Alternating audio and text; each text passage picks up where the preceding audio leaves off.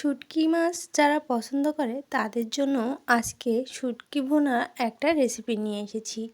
লাল লাল শুঁটকি ভুনা দিয়ে গরম ভাত খেতে কিন্তু ভারী ভালো লাগে।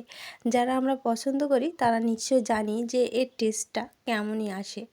যাই হোক, তোমাদের সকলের জন্য নতুন একটা রেসিপি নিয়ে চলে এসেছি। চলো আজকের ভিডিওটা এখান থেকে শুরু করা। নমস্কার বন্ধুরা, সুমিস ভিলেজ লাইফে আমি সুমি সবার সাথে আছি আমার আজকের রেসিপি শুঁটকি মাছ দিয়ে। তো এখানে আমি দুটো ছুরি শুঁটকি মাছ এইভাবে চ্যাপ্টা করলো দেখতে পাচ্ছ, এগুলো কিন্তু ছুরি শুঁটকি বলে। আর নিয়েছি লোটে শুঁটকি। তোমরা যারা শুঁটকি মাছ পছন্দ করো তারা কিন্তু অবশ্যই একবার এভাবে রান্না করে দেখতে পারো। তো আমি এগুলো মাথা লেজা কেটে ফেলে দিয়েছিলাম আর তারপরে এভাবে কেটে নিয়েছি। আর এবার কিন্তু শুকনো খোলায় কিছু সময় ভেজে নেব। প্রায় 5 মিনিট মতো আমি কিন্তু একটু ভেজে নিয়েছিলাম শুকনো খোলায়, এখানে কোনো তেল ব্যবহার কিন্তু করিনি। আর তোমরা যারা শুঁটকি মাছ খাও তারা নিশ্চয়ই জানো যে শুঁটকিটা গরম জলে ধোয়ার আগে বা গরম জলে সেদ্ধ করার আগে এরকম করে কিন্তু একটু শুকনো খোলায় ভেজে নিতে হয়।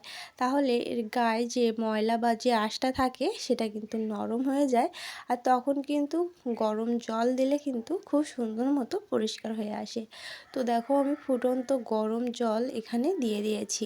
তো এবার আমি একটু সময় ভালো করে এটা একটু ঘুরিয়ে নেব যাতে ওর গার যে ময়লাটা থাকে সেটা কিন্তু সুন্দর করে পরিষ্কার হয়ে যায়। যখনই খুব সুন্দর করে ধোয়া হবে তখনই কিন্তু এর যে একটা গন্ধ থাকে সেটা কিন্তু চলে যাবে। সেই জন্য যারা এর গন্ধটা পছন্দ করে না তারা কিন্তু অবশ্যই এখানে সামান্য লবণ দিয়ে ভালো করে কিন্তু এটা পরিষ্কার করে নিতে হবে। আর দেখো আমি কিন্তু বারবার এভাবে পরিষ্কার করে নিয়েছি। আর এই পর্যায়ে দেখো আমার গার সমস্ত ময়লাটা খুব সুন্দর করে পরিষ্কার করে হয়ে গিয়েছে। গরম জল দিয়ে এভাবে কিন্তু তোমরা চাইলে সেদ্ধ করেও নিতে পারো, সেক্ষেত্রে মাছ থেকে কাঁটাটা আলাদা হয়ে যেতে পারে। তো দেখো আমি এখানে পেঁয়াজ আর গোটা রসুন নিয়ে নিয়েছি, আবার রসুন আদা দিয়ে থেতো করে নিয়েছি, জিরে বাটা, হলুদ গুঁড়ো, আর তোমরা চাইলে এখানে ধনে গুঁড়োটাও ব্যবহার করতে পারো। তো আমি সরিষার তেল দিয়ে রান্না করব। তো আমি পেঁয়াজ কুচি আর গোটা রসুনটা কিন্তু অবশ্যই দিতে হবে, কারণ গোটা রসুন দিলে বেশ ভালো লাগে শুঁটকি ভুনাটা খেতে। তো দেখো আমি পেঁয়াজ কুচি করে ভালো করে তেলে দিয়ে ভালো করে ভেজে নেব। পেঁয়াজটা লাল লাল করেই ভেজে নেব। এই ক্ষেত্রে কিন্তু একটু পেঁয়াজটা আর রসুনটা বেশি লাগে, কারণ শুঁটকি মাছটা রান্না করতে গেলে পেঁয়াজ আর রসুনের পরিমাণটা বেশি দিলে এই শুঁটকি ভুনাটা খেতে বেশ ভালো লাগে। তো দেখো আমি পেঁয়াজ আর রসুনটা একটু ভালো করে নেড়ে নিচ্ছি। আর রসুনের এরকম আস্ত কোয়াটা দিলে না বেশ একটা টেস্টি ভাব আসে। তো সেই পেঁয়াজ রসুনের সাথে আমি কিন্তু শুঁটকি মাছগুলো এভাবে ভেজে নিচ্ছি।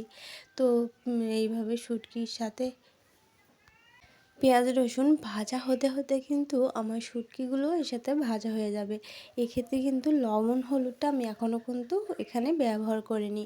তো শুঁটকি মাছটা পেঁয়াজ রসুনের সাথে ভাজার সময় আমি কিন্তু এই সামান্য হলুদ লবণ এখানে দিয়ে দিচ্ছি, তাতে করে খুব সুন্দর মতো সমস্তটা ভাজা হয়ে যাবে। আর এর যে গন্ধটা থাকে সেটা কিন্তু চলে যাবে।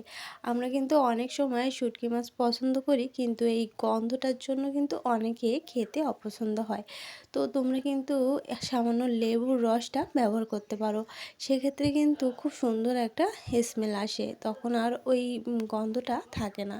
তো দেখো কথা বলতে বলতে আমার পেঁয়াজ রসুন আর শুঁটকি মাছগুলো বেশ সুন্দর সুন্দর করে ভাজা হয়ে যাচ্ছে।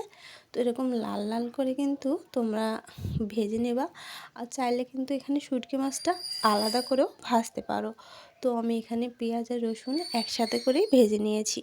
তোমরা যদি চাও শুঁটকি মাছটা আলাদা করে ভেজে নিতে পারো, তারপর পেঁয়াজ রসুন আলাদা করেও ভেজে নিতে পারো, যার যেভাবে সুবিধা হয় সেভাবে কিন্তু করে নিও।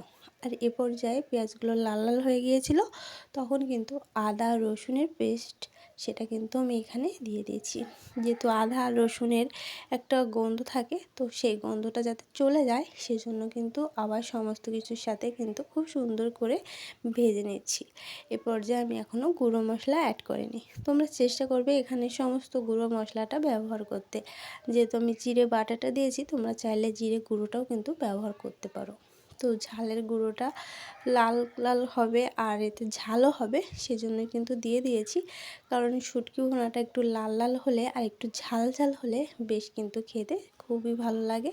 তো তোমরা যারা খাওনি একবার কিন্তু একটু চেষ্টা করো এই রেসিপিটা এইভাবে তৈরি করে খেতে, কারণ এর টেস্টটা কিন্তু ভারী সুন্দর আসে। আমিও তেমনভাবে এই শুটকিটা পছন্দ করি না, তবুও কিন্তু আমি এই রেসিপিটা করে একবার খেয়ে দেখেছি, বেশ সুস্বাদু হয়, সেজন্যই কিন্তু তোমাদের সাথে শেয়ার করছি। বিশেষ করে এই লোটে শুটকি আর সরি শুটকি এগুলো না বেশ ভালো লাগে, তবে শুটকিগুলো যদি ফ্রেশ হয় না তো সত্যি কিন্তু খুবই একটা টেস্টি খাবার হয়।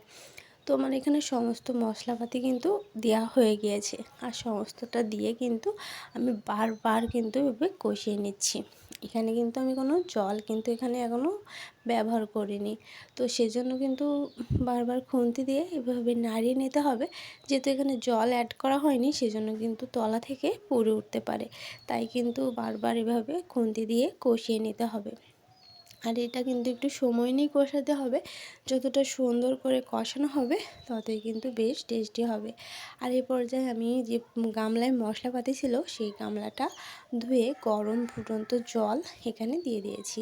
আর এটা যেহেতু ভুনা টাইপের হবে, একদমই কিন্তু ঝোল থাকবে না, তো আমি কিন্তু অল্প করেই ঝোল দিয়ে দিয়েছি আর কিছুটা কাঁচা ঝাল এখানে দিয়ে দিয়েছি, যেহেতু একটু টেস্টি হবে, ঝাল ঝাল হলে বেশ টেস্টি হয়।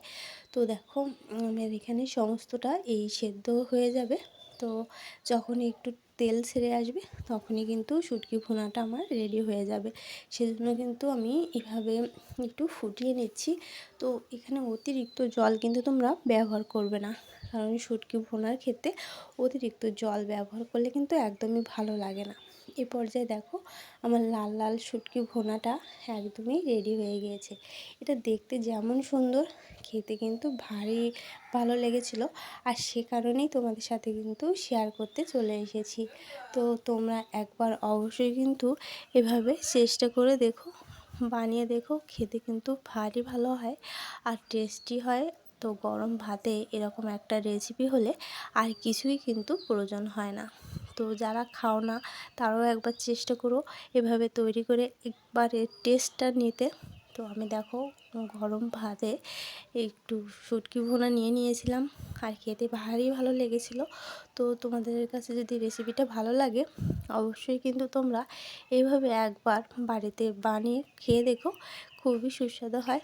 আর লাইক কমেন্ট শেয়ার করে পাশে থেকো, তো মূল্যবান লাইকটা আমাকে অবশ্যই দিও। আর এখন যারা আছো সাথে আছো, তো তোমাদের অনেক অনেক ধন্যবাদ, অনেক অনেক ভালোবাসা। এভাবেই আমার সাথে থেকো আর ফুল ভিডিওটা ওয়াচ করে দিও, আর সুন্দর একটা কমেন্ট করে যেও নতুন বন্ধুরা, তাহলে তোমাদের সেই কমেন্ট ধরে আমি কিন্তু তোমাদের বাড়ি থেকে ঘুরে আসতে পারবো। তো দেখো আমার কিন্তু খাওয়া হয়ে যাচ্ছে, তোমরাও কিন্তু বাড়িতে তৈরি করে এইভাবে একবার করে খেয়ে দেখো, ভীষণ টেস্টি হয়। আর কেমন হয়েছিল অবশ্যই কমেন্টে জানিও। ভালো থেকো, সুস্থ থেকো।